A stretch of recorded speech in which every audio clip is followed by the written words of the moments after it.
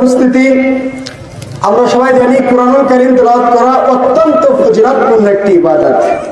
এটি যেমন একজন তিলাওয়াতকারীকে একজন পাঠকের জন্য অনেক অনেক বেশি কল্যাণ নিয়ে আসে, ঠিক তেমনি তার মাতা পিতাও একই কল্যাণের ধারায় সিক্ত হন।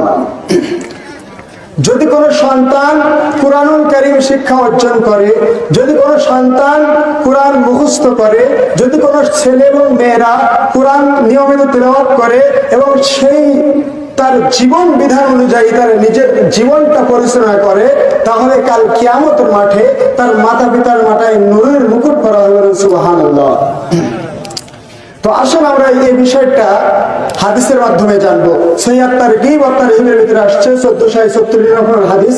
আল্লাহ রাসূল সাল্লাল্লাহু আলাইহি সাল্লাম বলেন, মান ক্বরাআল কুরআনা, যে ব্যক্তি কুরআনুল কারীম তেলাওয়াত করবে, ওয়া তাআল্লামাহু, এবং কোরআনের ইলম অর্জন করবে, উলবিসা ইয়াউমাল কিয়ামতি তাজান, কাল কিয়ামতের মাঠে তার মাতা পিতার মাথায় নূরের মুকুট পরানো হবে।